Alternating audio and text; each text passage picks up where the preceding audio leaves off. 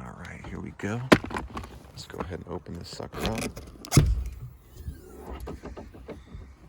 All right, so as you can see in most systems here, you're not going to have a lot of room really at all to get in here and to manipulate some of these. This is where it gets kind of difficult, and you need to rely on your diagrams in most cases. So since we've worked on this motor before, it's not too difficult for me to figure this out.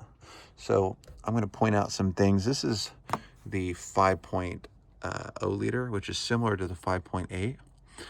Let me show you real quick, because lucky you, if you're running a 5 liter or 5.8, I have another one of these sitting around. So I'm going to show you on that motor how we take some of this stuff apart versus trying to do it here where there's very little visibility. All right, so as you can see here, we've got a bench in the way and we needed to work on the motor. So anticipating something like this would happen, I've made this bench removable, as you saw in a prior episode. So what we're gonna do is we're gonna remove the cushion off the top, or that bottom cushion right there. And we're going to take and slide this bench out of the way. You could do all your work in its current state right here, but I can promise you, all that effort you're gonna put into it, it's not gonna be worth it unless you've worked on these before. And I want to kind of show you all a good video on how to do it. So we'll take some time, and I hope that you do as well, is try to get your your work area in a in a setup where you can basically do all this without damaging your nice upholstery and all that fun stuff. And you can see here, I mean, very, very little working area. And anyway, let's go ahead and kick this thing off. Okay, so I was able to get it in to the engine compartment here, and you can see we've got our 3 belts. This is the one that we broke off for the alternator. The way you get to that is you are going to loosen with a 1/2 inch, preferably like a wrench.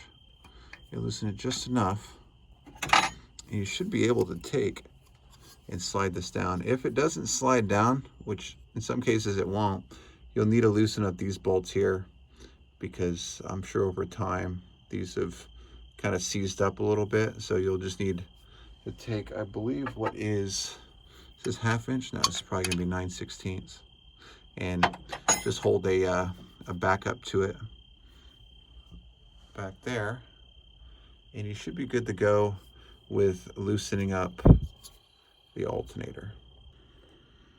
Okay, so all it took was I loosened up I believe that's a 9/16 in the back, and then I just rotated this down, and it rotated the alternator belt down. So this is good. You don't need to move this any further. Once you got it where it physically moves a little bit, we can move on to the next piece, which is going to be this little guy. This is for your power steering pump. So the only way that this thing moves, the power steering pump that is just by use of this one bolt here. So go ahead and remove this bolt, and you can see this one. This is the original bolt, never been moved. So kind of interesting. I'll go ahead and get that off, and then we'll loosen the power steering belt off. Okay, so as we have loosened the power steering bolt here, you're going to notice that you'd probably want to rotate the power steering forward to loosen this, but we have to think a step ahead here.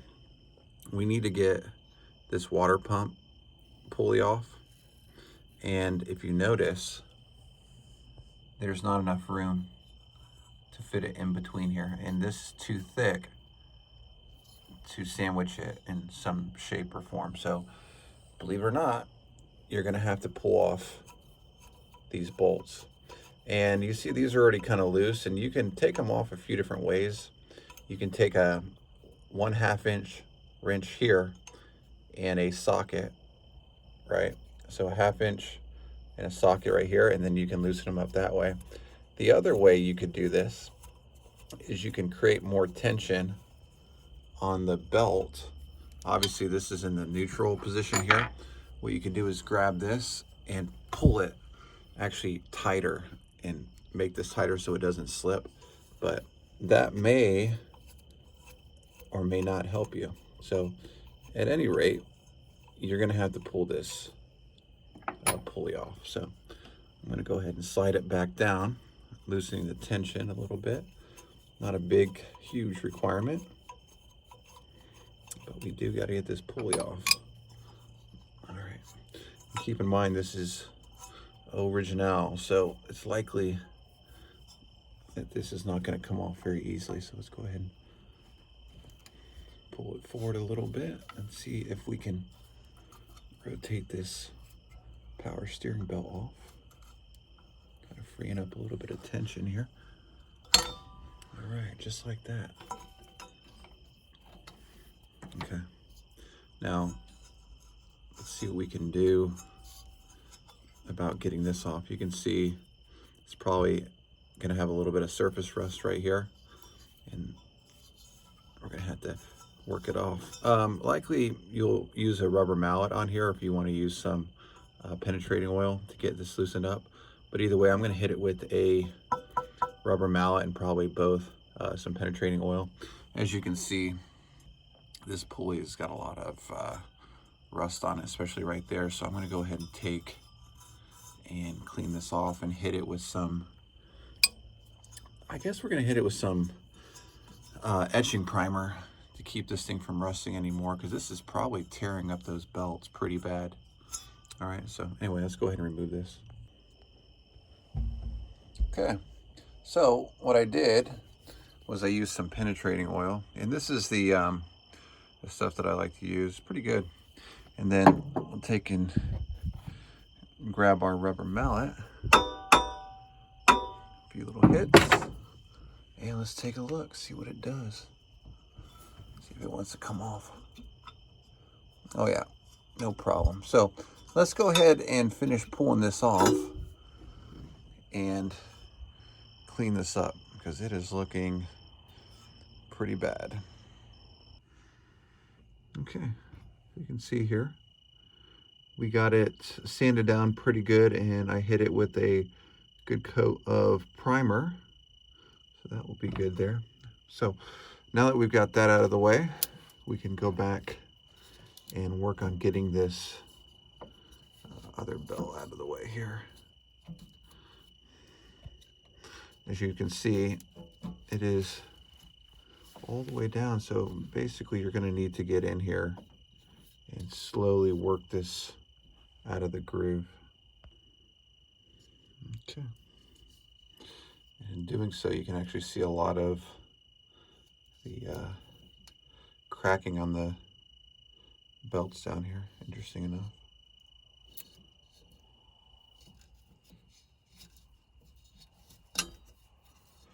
It definitely did not want to come off. Even based on that shape, it's pretty sad. All right, so what we're gonna do now, we got all the various belts off. Let's go ahead and start reassembling everything. A quick little tip is keep your belts together, match them up. You can squeeze them like so to make sure you have the right belt going back on in order. I mean, you'll see obviously when you go to put it on, because it won't fit properly otherwise. And then you can also just read the description too. The V belt here, 385 2348, and then we've got our other guy here. This is the power steering belt, part number 385 4862, and they should, even the old one should have part numbers on the belt. Like these actually do match the originals, with this Volvo Penta does. And then obviously the one for the alternator, that one busted, so we've got that one off camera. So here's what we got. We just got to be very considerate of the proper order of operations when we go to install all this back in, because otherwise we're gonna have to take it off again. All right, take a look at the routing here. It gets kind of tricky, so don't forget when you route the power steering for this 5-liter, make sure you route it around the pulley on the innermost groove as you're trying to install this pulley itself. Keep in mind, remember, there's not enough room to squeeze it underneath here. So you have to do all this in a specific order. Otherwise, you're going to run into some issues. So power steering goes around the inner pulley there. Inner pulley on the upper side. Around the pulley itself. Then we have this, our secondary water pump. Wraps around there. And this one goes to our center pulley, which attached to the crankshaft. So last but not least, we're going to go after the alternator pulley, and that wraps around the alternator, the lower pulley, and then also this upper one. All right, take a look. I tell you what, this 5-liter is crazy. So many serpentine belts, which to me is kind of a little obsessive, but I get it. They needed to have the different serpentine belts or the V belts for various different reasons, but as you can imagine, that's just one additional point of failure as you're, riding your boat, and it's just one other belt that could fail and cause you issues. So anyway, I'm going to show you a quick shot as well what a 5.8-liter belt replacement looks like if you're one of the Chevy guys and you've got one of those style pulleys or motors rather. Fortunately, I don't have one of those example motors for you, but I do have the Ford engines available in the small blocks. So I hope this helps in terms of the 5-liter. I'm going to go ahead and tighten everything back up and give you a final shot of this, but I'm going to cut over to the 5.8-liter and show you what that belt replacement looks like. Okay, take a look at this. This is a 5.8. So as you saw earlier, you saw the 5-liter. This is the bigger small block that Ford used. And it's a little bit, I guess maybe a little bit more simple in terms of replacing belts, because what you have to do with this one is you just have to, in order to get the alternator off, it's quite simple. All you have to do is pull, or not pull, rather loosen this nut here for the alternator, and then you can lower the alternator down just enough to get this belt off. And remember, there's an order of operation here. So you have to get this one off first, because this one physically, right? This one physically is blocking that guy. So you can see here, better shot.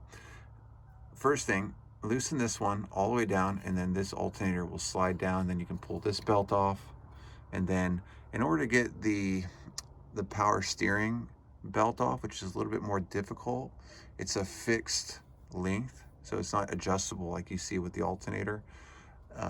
You'll actually need to remove this bolt here. Now, once you remove this bolt, you can physically take the power steering pump and it'll rotate forward, and then you can pop that one off. That's the quick and easy tutorial with a 5.8-liter. If you're using a Chevy or one of those types, I can show you the diagram, but they all use a similar setup in terms of how to remove them, but there typically is an order. And like I said, with 5.8, you only got 2 belts. Some of the things to check, like you can see with this one here, this one actually has a little bit of dry rot on it. It's not bad, but you can feel, based on the texture, this would probably be a good candidate to replace these. These are going to be the original, and you can see the part number. That is the original OMC part number. And what you're you're going to be looking for, obviously, is, you know, in a newer part, just like with these, is you want that softer feel of rubber. It's a little bit more cushiony, whereas this rubber is really super hard and, in my opinion, likely very brittle. So anyway, that is the 5.8 liter in a nutshell. Just remember this little guy here and this bolt, and you should be good to go. All right. Okay, so I hope that was helpful. Just keep in mind, when you go to install everything, double check, make sure everything is tightened down. This adjustable piece here for your alternator, make sure that that isn't super duper tight. If anything, look to where it was before and try to tighten it down to the same spec. Don't forget as well, we've got 2 bolts down here that need to be tightened up, and also the center pulley. By the time you go to tighten this one up, if you do these at the very last, because you have these belts in place, this actually won't move around. And these don't need a lot of torque, by the way, so don't try to torque those down as much as humanly possible. All right. So anyway, that is replacing the belts on a 5-liter Volvo Penta.